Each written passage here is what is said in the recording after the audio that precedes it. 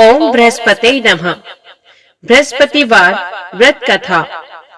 इस व्रत को करने से समस्त इच्छाएं पूर्ण होती हैं और बृहस्पति महाराज प्रसन्न होते हैं। धन, विद्या, पुत्र तथा मनोवांछित फल की प्राप्ति होती है। परिवार में सुख तथा शांति बनी रहती है। इसलिए ये व्रत सर्वश्रेष्ठ और अति फलदायक है। इस व्रत में केले का पूजन ही करें तथा और पूजन के समय मन, कर्म और वचन से शुद्ध होकर मनोकामना पूर्ति के लिए बृहस्पति देव से प्रार्थना करनी चाहिए। दिन में एक ही समय भोजन करें। भोजन चने की दाल आदि का करें। नमक ना खाएं। पीले वस्त्र पहने। पीले फलों का प्रयोग करें। पीले चंदन से पूजन करें। पूजन के बाद भगवान बृहस्पति की कथा सुननी जरूर चाहिए। प्राचीन समय की बात है, एक बड़ा प्रतापी तथा दानी राजा था। वह प्रत्येक गुरुवार को व्रत रखता एवं पूजा करता था। ये उसकी रानी को अच्छा नहीं लगता था। ना वे व्रत करती और ना ही किसी को एक पैसा दान में देती। राजा को भी ऐसा करने से मना करती। एक समय की बात है कि राजा शिकार खेलने वन को चले गए। घर पर रानी और दासी थी। उस समय गुरु बृहस्पति साधु का रूप धारण कर राजा के दरवाजे पर भिक्षा मांगने आए। साधु ने रानी से भिक्षा मांगी तो वे कहने लगी, हे साधु महाराज, मैं इस दान और पुण्य से तंग आ गई हूँ। आप कोई ऐसा उपाय बताएं जिससे ये सारा धन नष्ट हो जाए और मैं आराम से रह सकूं। साधु रूपी बृहस्पति देव ने कहा, हे देवी, तुम बड़ी विचित्र हो। संतान और धन से भी कोई दुखी होता है। अगर तुम्हारे पास धन अधिक है तो इसे शुभ कार्यों में लगाओ जिससे तुम्हारे दोनों लोग सुधरे। परंतु साधु की इन बातों से रानी खुश नहीं हुई। उसने कहा, मुझे ऐसे धन की कोई आवश्यकता नहीं जिसे मैं दान दूं तथा जिसको संभालने में ही मेरा सारा समय नष्ट हो जाए। साधु ने कहा, यदि तुम्हारी ऐसी इच्छा है तो जैसा मैं तुम्हें बताता हूँ तुम वैसा ही करना। बृहस्पतिवार के दिन तुम घर को गोबर से लीपना। अपने केशों को पीली मिट्टी से धोना। केशों को धोते समय स्नान करना। राजा से हजामत बनाने को कहना। भोजन में मांस मदिरा खाना। कपड़ा धोबी के यहाँ धुलने डालना। इस प्रकार 7 बृहस्पतिवार करने से तुम्हारा समस्त धन नष्ट हो जाएगा। इतना कहकर साधु बने बृहस्पति देव अंतर ध्यान हो गए। साधु के कहे अनुसार करते हुए रानी को केवल 3 बृहस्पतिवार ही बीते थे कि उसकी धन संपत्ति नष्ट हो गई। भोजन के लिए परिवार तरसने लगा। एक दिन राजा रानी से बोला, हे रानी, तुम यहीं रहो, मैं दूसरे देश को जाता हूँ, क्योंकि यहाँ पर मुझे सभी जानते हैं, इसलिए मैं कोई छोटा कार्य नहीं कर सकता। ऐसा कहकर राजा परदेश चला गया। वहाँ वे जंगल से लकड़ी काट कर लाता और शहर में बेच देता। इस तरह वे अपना जीवन व्यतीत करने लगा। इधर राजा के बिना रानी और दासी दुखी रहने लगी। एक समय जब रानी और दासियों को 7 दिन बिना भोजन के रहना पड़ा तो रानी ने अपनी दासी से कहा, हे दासी, पास ही के नगर में मेरी बहन रहती है। वे बड़ी धनवान है, तो उसके पास जा और कुछ ले आ ताकि थोड़ा बहुत गुजर बसर हो जाए। दासी रानी की बहन के पास गई। उस दिन बृहस्पतिवार था। रानी का बहन उस समय बृहस्पतिवार की कथा सुन रही थी। दासी ने रानी की बहन को अपनी रानी का संदेश दिया, लेकिन रानी की बहन ने कोई उत्तर नहीं दिया। जब दासी को रानी की बहन से कोई उत्तर नहीं मिला तो वे बहुत दुखी हुई। उसे क्रोध भी आया। दासी ने वापस आकर रानी को सारी बात बताई। सुनकर रानी ने अपने भाग्य को कोसा। उधर रानी की बहन ने सोचा कि मेरी बहन की दासी आई थी, परंतु मैं उससे नहीं बोली, इससे वे बहुत दुखी होगी। कथा सुनकर और पूजन समाप्त कर वे अपनी बहन के घर गई और कहने लगी, हे बहन, मैं बृहस्पतिवार का व्रत कर रही थी। तुम्हारी दासी गई, परंतु जब तक कथा होती है तब तक ना उठते हैं न बोलते हैं, इसलिए मैं नहीं बोली। कहो दासी, क्यों गई थी? रानी बोली, बहन, हमारे घर अनाज नहीं था। ऐसा कहते कहते रानी की आंखें भर आई। उसने दासियों समेत भूखा रहने की बात भी अपनी बहन को बता दी। रानी की बहन बोली, बहन देखो, बृहस्पति देव भगवान सबकी मनोकामना पूर्ण करते हैं। देखो, शायद तुम्हारे घर में अनाज रखा हो। ये सुनकर दासी घर के अंदर गई तो वहां उसे एक घड़ा अनाज का भरा मिल गया। उसे बड़ी हैरानी हुई क्योंकि उसे एक एक बर्तन देखा था। उसने बाहर आकर रानी को बताया। दासी रानी से कहने लगी, हे रानी, जब हमको भोजन नहीं मिलता तो हम व्रत ही तो करते हैं, इसलिए क्यों ना इनसे व्रत और कथा की विधि पूछ ली जाए, हम भी व्रत किया करेंगे। दासी के कहने पर रानी ने अपनी बहन से बृहस्पतिवार व्रत के बारे में पूछा। उसकी बहन ने बताया, बृहस्पतिवार के व्रत में चने की दाल और मुनक्का से विष्णु भगवान का केले की जड़ में पूजन करें तथा दीपक जलाएं, पीला भोजन करें तथा कथा सुने। इससे गुरु भगवान प्रसन्न होते हैं, मनोकामना पूर्ण होती है। व्रत और पूजन की विधि बताकर रानी की बहन अपने घर लौट आई। रानी और दासी दोनों ने निश्चय किया कि बृहस्पति देव भगवान का पूजन जरूर करेंगे। 7 रोज बाद जब बृहस्पतिवार आया तो उन्होंने व्रत रखा। घुड़साल से जाकर चना और गुड़ बीन लाई तथा उसकी दाल से केले की जड़ तथा विष्णु भगवान का पूजन किया। तब पीला भोजन कहाँ से लाएं? दोनों बड़ी दुखी हुई, परंतु उन्होंने व्रत किया था, इसलिए बृहस्पति देव भगवान प्रसन्न थे। एक साधारण व्यक्ति के रूप में वे 2 थालों में सुंदर पीला भोजन लेकर आए और दासी को देकर बोले, हे दासी, ये भोजन तुम्हारे लिए और तुम्हारी रानी के लिए है, इसे तुम दोनों ग्रहण करना। दासी भोजन पाकर बहुत प्रसन्न हुई। उसने रानी को सारी बात बताई। उसके बाद से वे प्रत्येक बृहस्पतिवार को गुरु भगवान का व्रत और पूजन करने लगी। बृहस्पति भगवान की कृपा से उनके पास धन हो गया, परंतु फिर रानी पहले की तरह आलस्य करने लगी। तब दासी बोली, देखो रानी, तुम पहले भी इस प्रकार आलस्य करती थी, तुम्हें धन के रखने में कष्ट होता था, इस कारण सभी धन नष्ट हो गया। अब गुरु भगवान की कृपा से धन मिला है तो फिर तुम्हें आलस्य होता है। बड़ी मुसीबतों के बाद हमने ये धन पाया है, इसलिए हमें दान पुण्य करना चाहिए।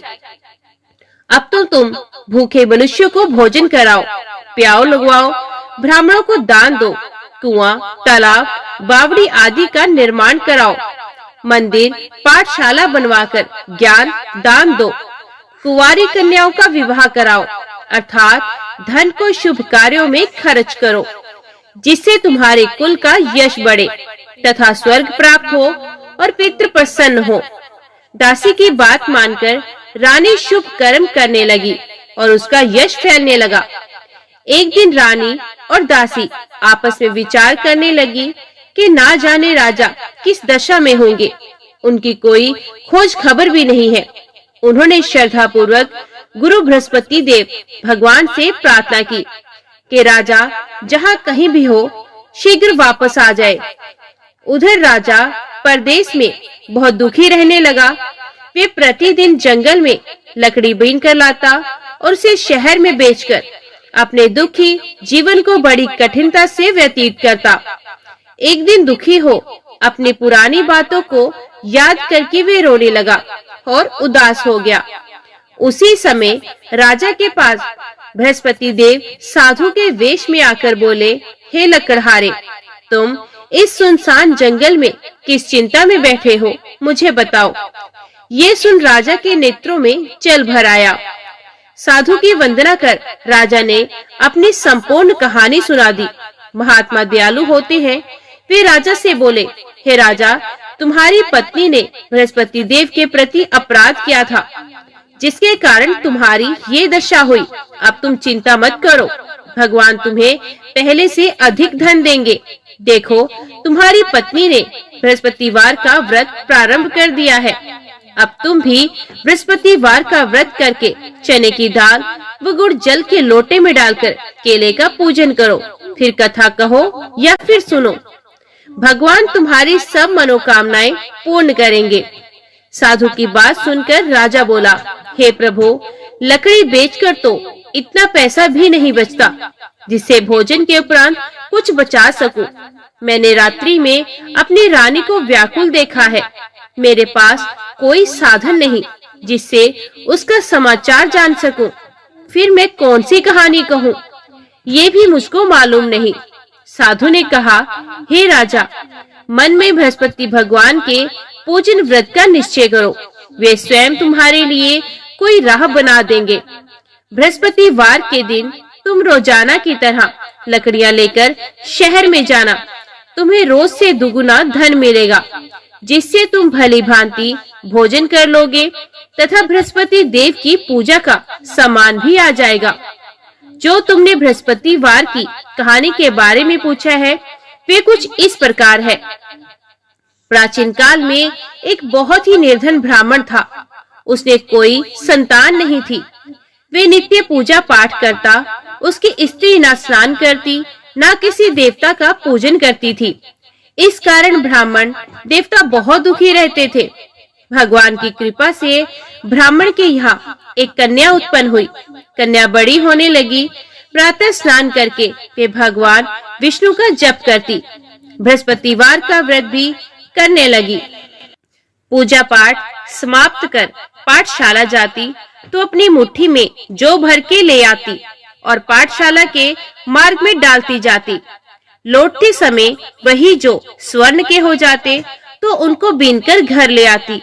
एक दिन वे बालिका सूप में उन सोने के जौ को फटक कर साफ कर रही थी कि तभी उसकी माँ ने देख लिया और कहा कि हे बेटी, सोने के जौ को फटकने के लिए सोने का सूप भी तो होना चाहिए। दूसरे दिन गुरुवार था। कन्या ने व्रत रखा और बृहस्पति देव से सोने का सूप देने की प्रार्थना की। बृहस्पति देव ने उसकी प्रार्थना स्वीकार की। रोजाना की तरह वे कन्या जौ फैलाती हुई पाठशाला चली गई। पाठशाला से लौटकर जब वे जौ बीन रही थी तो बृहस्पति देव की कृपा से उसे सोने का सूप मिला। उसे वे घर ले आई और उससे जौ साफ करने लगी, परंतु उसकी माँ का वही ढंग रहा। एक दिन की बात है, कन्या सोने के सूप में जब जौ साफ कर रही थी, उसी समय उस नगर का राजकुमार वहां से निकला। कन्या के रूप और कार्य को देखकर वे उस पर मोहित हो गया। राजमहल आकर वे भोजन तथा जल त्याग कर उदास होकर लेट गया। राजा को जब राजकुमार द्वारा अन्न जल त्यागने का समाचार मिला तो अपने मंत्रियों के साथ वे अपने पुत्र के पास गया और कारण पूछा। राजकुमार ने राजा को उस लड़की के घर का पता भी बता दिया। मंत्री उस लड़की के घर गया। मंत्री ने ब्राह्मण के समक्ष राजा की ओर से निवेदन किया। कुछ ही दिन बाद ब्राह्मण की कन्या का विवाह राजकुमार के साथ संपन्न हो गया। कन्या के घर से जाते ही ब्राह्मण के घर में पहले की भांति गरीबी का निवास हो गया। एक दिन दुखी होकर ब्राह्मण अपनी पुत्री से मिलने गए। बेटी ने पिता की अवस्था को देखा और अपनी माँ का हाल पूछा। ब्राह्मण ने सभी हाल कह सुनाया। कन्या ने बहुत सा धन देकर अपने पिता को विदा किया, लेकिन कुछ दिन बाद फिर वही हाल हो गया। ब्राह्मण फिर अपनी कन्या के यहाँ गया और सभी हाल कहा तो पुत्री बोली, हे पिताजी, आप माताजी को यहाँ ले आओ।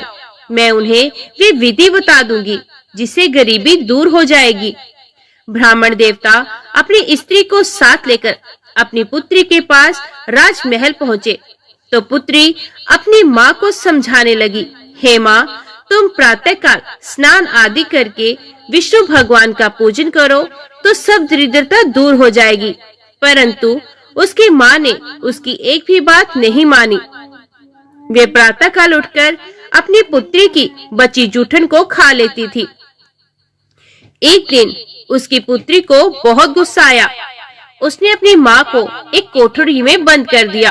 प्रातः उसे स्नान आदि करा के पूजा पाठ करवाया तो उसकी माँ की बुद्धि ठीक हो गई। इसके बाद वो नियम से पूजा पाठ करने लगी और प्रत्येक बृहस्पतिवार को व्रत करने लगी।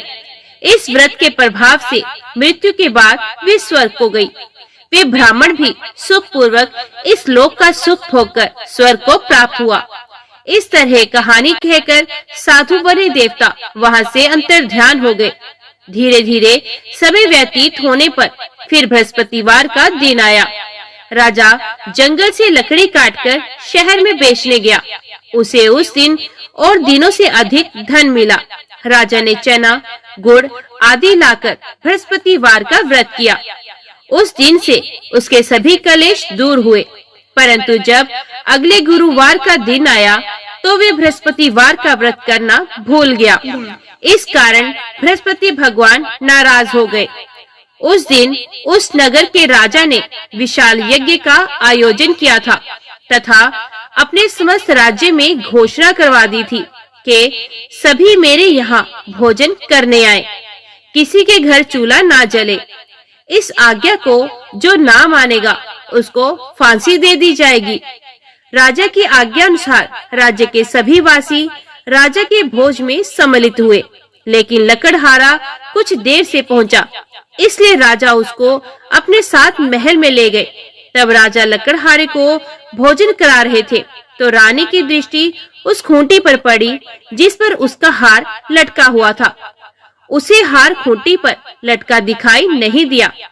रानी को निश्चय हो गया कि मेरा हार इस लकड़हारे ने चुरा लिया है। उसी समय सैनिक बुलवाकर उसको जेल में डलवा दिया गया। लकड़हारा जेल में विचार करने लगा कि ना जाने कौन से पूर्व जन्म के कर्म से मुझे ये दुख प्राप्त हुआ है, और जंगल में मिले साधु को याद करने लगा।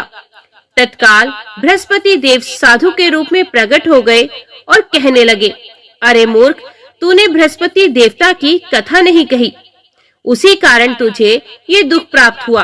अब चिंता मत कर, बृहस्पतिवार के दिन जेल खाने के दरवाजे पर तुझे 4 पैसे पड़े मिलेंगे। उनसे तू बृहस्पतिवार की पूजा करना तो तेरे सभी कष्ट दूर हो जाएंगे। अगले बृहस्पतिवार उसे जेल के द्वार पर 4 पैसे मिले। राजा ने पूजा का सामान मंगवाकर कथा कही और प्रसाद बांटा। उसी रात्रि में बृहस्पति देव ने उस नगर के राजा को स्वप्न में कहा, हे राजा, तूने जिसे जेल में बंद किया है उसे कल छोड़ देना, वे निर्दोष है। राजा प्रातःकाल उठा और खूंटी पर हार टंगा देखकर लकड़हारे को बुलाकर क्षमा मांगी तथा राजा के योग्य सुंदर वस्त्र आभूषण भेंट कर उसे विदा किया। गुरुदेव की आज्ञा अनुसार राजा अपने नगर को चल दिया। राजा जब नगर के निकट पहुंचा तो उसे बड़ा ही आश्चर्य हुआ। नगर में पहले से अधिक बाग, तालाब और कुएं तथा बहुत सी धर्मशालाएं, मंदिर आदि बने हुए थे। राजा ने पूछा कि ये किसका बाग और किसकी धर्मशाला है। तब नगर के सब लोग कहने लगे, ये सब रानी और दासी द्वारा बनवाए गए हैं। राजा को आश्चर्य हुआ और गुस्सा भी आया कि उसकी अनुपस्थिति में रानी के पास धन कहां से आया होगा। जब रानी ने ये खबर सुनी कि राजा आ रहे हैं, तो उसने अपनी दासी से कहा, हे दासी, देख, राजा हमको कितनी बुरी हालत में छोड़ गए थे। वे हमारी ऐसी हालत देखकर लौट ना जाएं, इसलिए तू दरवाजे पर खड़ी हो जा। रानी की आज्ञा अनुसार दासी दरवाजे पर खड़ी हो गई और जब राजा आए तो उन्हें अपने साथ महल में ले आई। तब राजा ने क्रोध करके अपनी तलवार निकाली और पूछने लगा, बताओ, ये धन तुम्हें कैसे प्राप्त हुआ। तब रानी ने सारी कथा कह सुनाई। राजा ने निश्चय किया कि मैं रोजाना दिन में 3 बार कहानी कहा करूंगा और रोज व्रत किया करूंगा। अब हर समय राजा के दुपट्टे में चने की दाल बंधी रहती तथा दिन में 3 बार कथा कहता।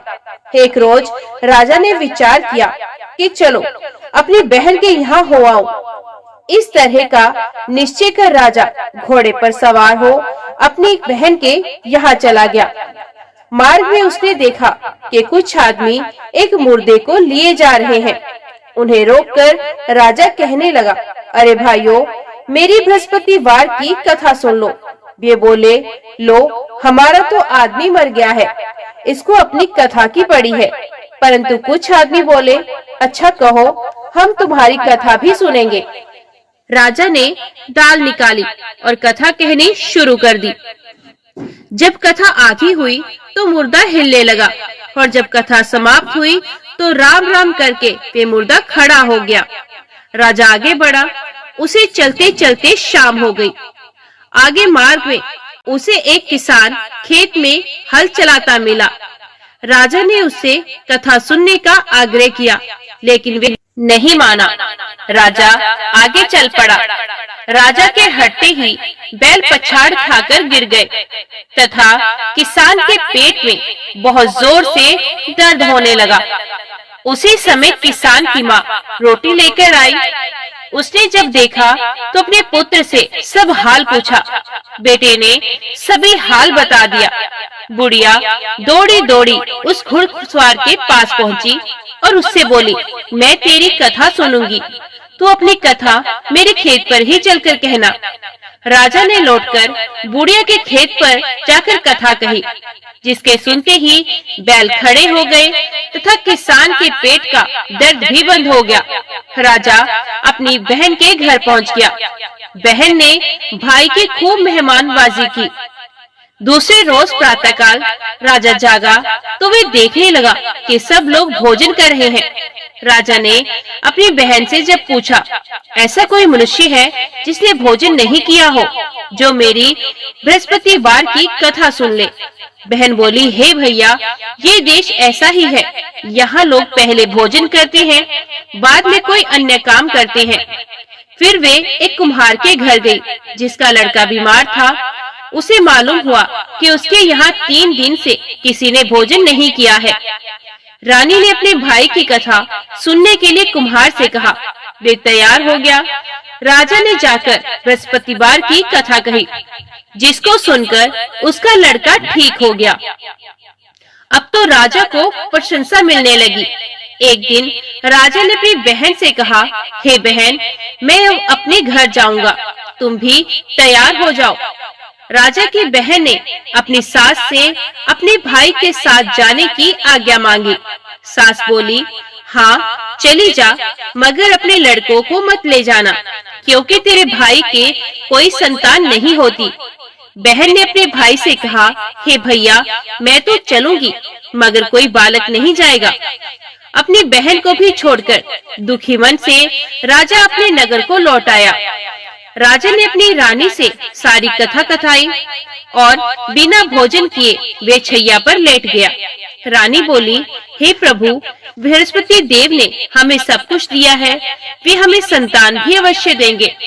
उसी रात बृहस्पति देव ने राजा को स्वप्न में कहा, हे राजा, उठ, सभी सोच त्याग दे, तेरी रानी गर्भवती है। राजा को ये जानकर बड़ी खुशी हुई। 9वें महीने रानी के गर्भ से एक सुंदर पुत्र पैदा हुआ। तब राजा बोला, हे रानी, स्त्री बिना भोजन के रह सकती है, परंतु बिना कहे नहीं रह सकती। जब मेरी बहन आए तो तुम उससे कुछ मत कहना। रानी ने हाँ कह दी। जब राजा की बहन ने ये शुभ समाचार सुना तो वे बहुत खुश हुई तथा बधाई लेकर अपने भाई के यहाँ आई। रानी ने तब उसे आने का उलाहना दिया। जब भाई अपने साथ ला रहे थे तब टाल गई, उनके साथ न आई और आज अपने आप ही भागी भागी बिना बुलाए आ गई। तो राजा की बहन बोली, भाई, मैं इस प्रकार न कहती तो तुम्हारे घर औलाद कैसे होती? बृहस्पति देव सभी कामनाएं पूर्ण करते हैं। जो सद्भावना पूर्वक बृहस्पतिवार का व्रत करता है एवं कथा पढ़ता अथवा सुनता है और दूसरों को सुनाता है, बृहस्पति देव उसकी सभी मनोकामनाएं पूर्ण करते हैं, उनकी सदैव ही रक्षा करते हैं। जो संसार में सद्भावना से गुरुदेव का पूजन एवं व्रत सच्चे हृदय से करते हैं, उनकी सभी मनोकामनाएं वैसे ही पूर्ण होती हैं जैसे सच्ची भावना से रानी और राजा ने बृहस्पति देव की कथा का गुणगान किया तो उनकी सभी इच्छाएं बृहस्पति देव जी ने पूर्ण कर दी। अनजाने में भी बृहस्पति देव की उपेक्षा ना करें, ऐसा करने से सुख शांति नष्ट हो जाती है। इसलिए सबको कथा सुनने के बाद प्रसाद लेकर जाना चाहिए। हृदय में उनका मनन करते हुए जयकारा बोलना चाहिए। ओम बृहस्पते नमः। आज की वीडियो में इतना ही। उम्मीद करती हूँ वीडियो आपको पसंद आई होगी।